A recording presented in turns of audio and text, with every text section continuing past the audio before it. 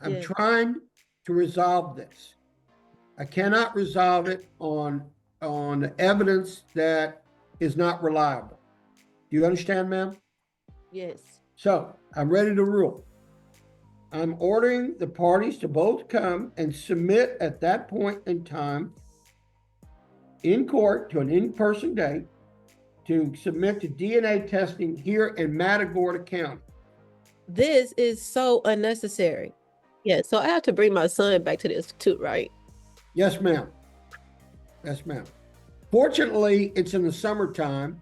School's out. I know Yeah, you're a but you coach. can't keep explaining to a 5-year-old that you have to go get tested. You got to pull him out of school and he's asking, Mommy, I'm not sick. Why am I going to the doctor in front of everybody? That's embarrassing Okay, for a ma'am. situation that's unnecessary.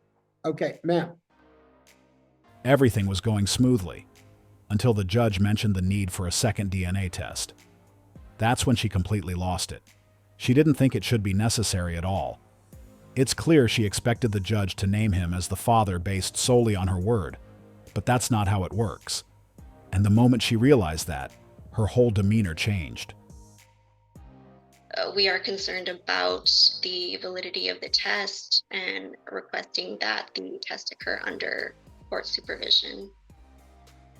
Okay. All right. Would you like to call either party as a witness? Yes, please, if I could call Miss Bernard. Yes. Miss Bernard, can you please state your full name for the record? Sierra Nicole Bernard. Now, for purposes of eliminating any future issues of paternity, I went ahead and ordered that Mr. Thigpen be allowed to take the DNA test. Okay? So we, Yes. we went ahead and gave another bite at the apple and said, all right, we're going to make sure about whether or not you are the father or not. Okay, I understand. Initially, she was open to another DNA test because she claimed that he had sent someone else to conduct the first one, and that's why it came back negative. But you won't believe how she will change her mind later during this hearing. It will be clear that for some reason, she doesn't want to do it. It's like she is hiding something, but the judge won't let it go. You can't make that type of claim, and then make it difficult when the option for the second test is on the table. So at the time, I believe questions were asked of you as to whether or not there was any possibility, and I'm going to ask you again, at the time you got pregnant, were you with any other man during that time, a month after that time, or a month prior to that time? No, sir. Not, you know what I mean, sexual. Yeah. And these are kind of embarrassing questions, so I'm just asking you, is there, in your opinion, is there any possibility that anyone else could be the biological father of this child? No, sir. Okay, so you're absolutely certain it can only be Xavier Thigpen.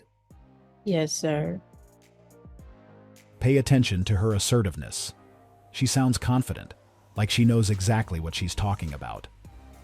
But soon, it'll become clear that she's hiding something. The same woman who claims to be certain about who the father of her child is will later turn around and question why a DNA test is even necessary. It seems like she wants the judge to just take her word for it. Okay, all right, okay, all right, I understand, okay. And so you were frustrated last time, but agreed to, okay, let's get the DNA test, because I explained to you that if this was a stall tactic, then it doesn't matter because we can go way back on this child support issue. You understand that, right? Sir. Okay, so it was kind of like no harm, no foul. Let's get it cleared up, right? Is that correct? Yes, sir. Okay.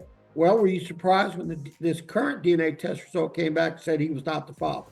Well, I didn't know that it didn't say that until after she showed me the picture. Because she said the reason that she showed me the picture was because it didn't come back positive. And I said that that's not him. And so, like I said, I was very surprised that he would do that. I mean, I'm not surprised, but I'm surprised given his status and things to that nature. Okay. So and I want to make sure I have your testimony correct. You're stating that when you saw the picture, you're talking about the picture of the person that showed up and took the DNA test. Yes. That picture was taken by the people that were doing the testing, and Yes. that picture was supposed to be a picture of Xavier Thigpen, correct? If that picture was shown right now and it was put to his face when he shows his face in his camera, everyone on this court would be able to see that that is not him. Okay, okay, so you're stating that, do you know who the picture is in the, who It's the his person brother. is? It's his older brother. Okay, all right. So you're questioning the validity of the test. Yes. All right. Okay. Thank you. I don't have any other questions. So what you're asking is for a test that you can confirm that Mr. Thigpen does actually submit to.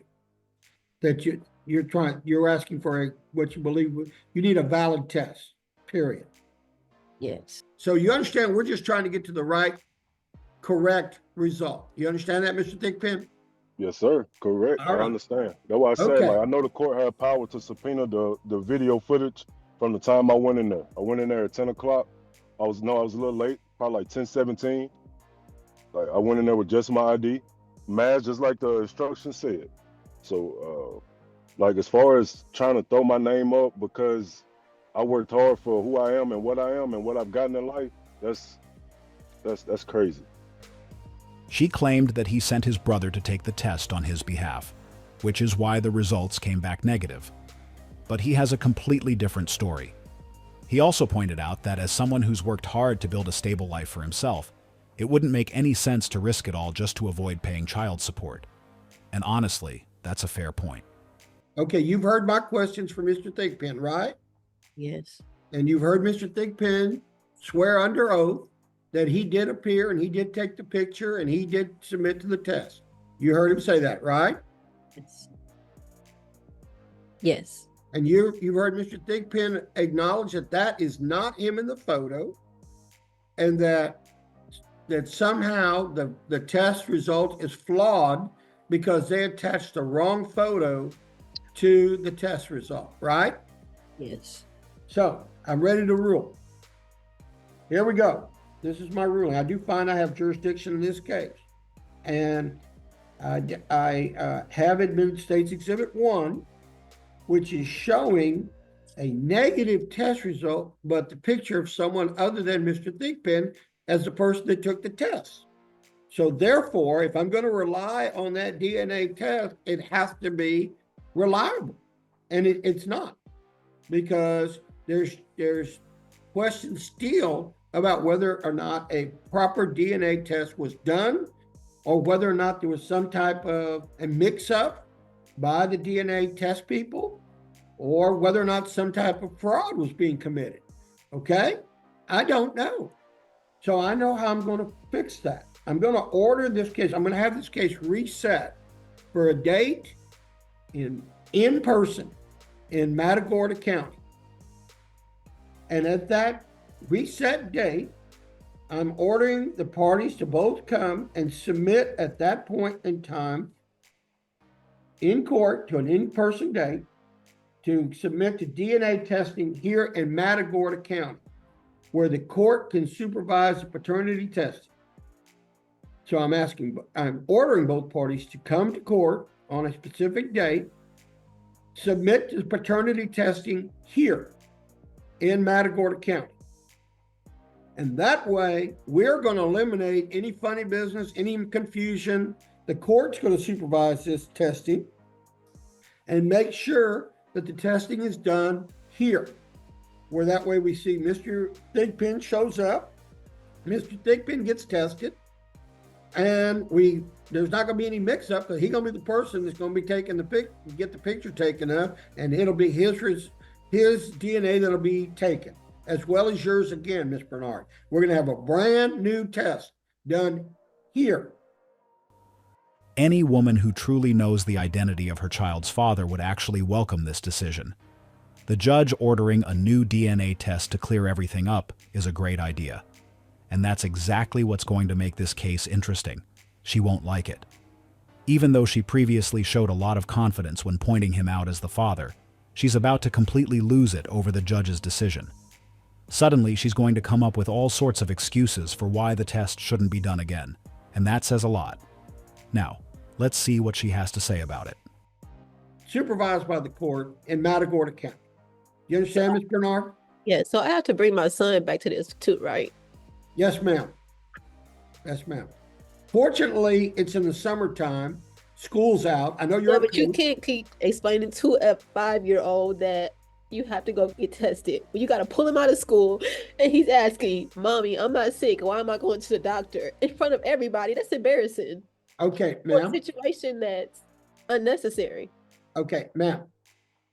Imagine causing all this drama just because you are worried about how a 5-year-old will react to being taken out of school. I'm not sure who she thought she was fooling, but anyone with common sense can see there's something off about her response. I mean, let's be real. There's no need for a long discussion or any major convincing when it comes to pulling a 5-year-old from class for something like this. He's too young to fully grasp what's happening, so her argument doesn't hold up at all.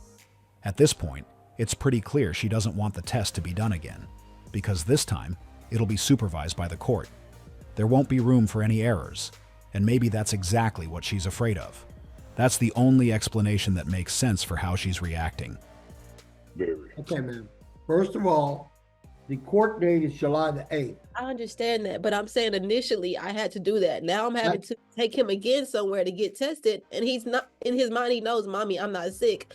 What's Okay. going on with me?" You Okay, can't explain ma'am. to a child, you have to go get tested for DNA. And He's how old is your 5 years son? old. He just turned 5. And do you Okay. think his dad called him? No, he didn't. Okay, ma'am, please don't interrupt me. Let me address your frustration. Your son's 5. Okay? At 5 years old, you can pretty much just say, "Hey, we're just doing something." He's not going to the doctor. Okay? They're just going to do the DNA swab testing here. Okay? Or whatever testing they do. It'll be quick, it'll be done, it'll be finished. Was she crying because she was upset about her son's day being disrupted by a DNA test? Did she honestly expect everyone to believe she's just worried about his reaction? That's probably the last thing on her mind. What she's really concerned about is the result of that test, and she's clearly trying to avoid it. I think she expected the judge to just take her word for it and declare him the father based solely on what she said. That would explain the confidence she showed when she insisted he was the one, as she wasn't with anyone else at that time. But the judge is going to need more than just her word to make that kind of ruling. Okay, ma'am, do you understand? I'm Yeah. trying to resolve this. I cannot resolve it on evidence that is not reliable. Do you understand, ma'am? Yes. Okay. If he comes back positive, that issue of paternity goes away. He's dad, end of story. We move on, we finish. I am going to finish this case. Do we understand, Ms. Bernard? Yes. Okay. And if the right thing turns out to be that Mr. Thigpen is not the father, then Mr. Thigpen, the right result is that Mr. Thigpen is not the father. If that's what the test shows, a reliable test. Do you understand, Ms. Bernard? Yes. Okay. And I know those words are hard for you to hear when you have testified and said there is no way that anyone else can be the father but Xavier Thigpen. I get how hard that is for you. But ma'am, that is simply your word against his. And so I need, with the test results, I eliminate that problem. I forever eliminate that problem. But seriously, what exactly did she expect the judge to base his ruling on? He said it perfectly. Right now, he doesn't have enough evidence to make a decision. That's why a second DNA test is the only way to clear up any remaining doubts. As the judge pointed out, all he has at this point are her words, and that alone isn't enough to prove he's the father. Without solid evidence, there's really not much the judge can do. That's why ordering another test is the most reasonable and appropriate step to take. But I will tell you, had that test result come back from Mississippi and the result said negative and his picture was there and it appeared that he went and showed up, then we got a whole different problem of you saying that's not valid, can't be valid. That doesn't mean we couldn't have had another test. But with the picture not even matching up, it made it easy for me to order a test, but a test here in Matagorda County. I don't want any funny business going on. I don't want any confusion going on. I want it clear and I want it done. And I want it done right. You understand, Ms. Bernard? So do you understand my ruling? Yes. She wanted the judge to say he sent someone else, so he would declare him legally the father without further testing. I don't think he is the father. She is beside herself that he gets another test. He's not the father. If she's not lying, she would want the test. I have a feeling he is not the father. She doesn't want another DNA. I wonder why or what she is hiding. The mother should welcome another DNA test. Why is she so upset? Y'all are now ordered to come back on July the 8th. Y'all are ordered to appear in court that day. We're proceeding with or without y'all on that day. And that is my ruling. And I do believe my ruling is in the best interest of the child. And I do have jurisdiction of this case. So is there anything else, Ms. Lee? No, Your Honor, thank you.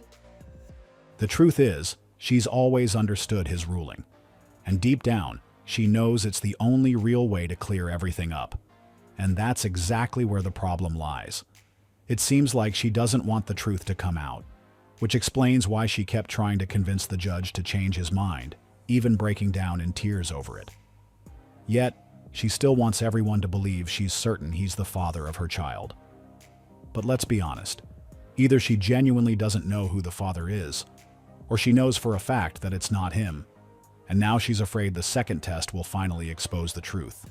Are you oppressed, and if so, how? Yeah. I'm being told at age 16, 17 that you're going to be making hundreds and hundreds of dollars if you sell them content of you naked. Is that not like... Is that oppression or opportunity? You think that's an opportunity? Or a privilege? Hold on. Respectfully, I think that you have a serious victim complex. You said that you were put in this position, but you're also telling me that someone came to you and told you, hey, you can make a lot of money. Not one person. Multiple people told you, hey, you can make a lot of money if you do this work. And then did you make the decision to start doing the work, or were you forced into it? You said don't trauma fair. dump, and you said don't make a personal attack, and I feel like you are. You're telling me that you were put in this position, and I'm asking, were you forced by someone into this position, or was it a choice that you made? Yeah, respectfully, I'm not going to answer that question. That's like not. Could you make the choice to leave the industry?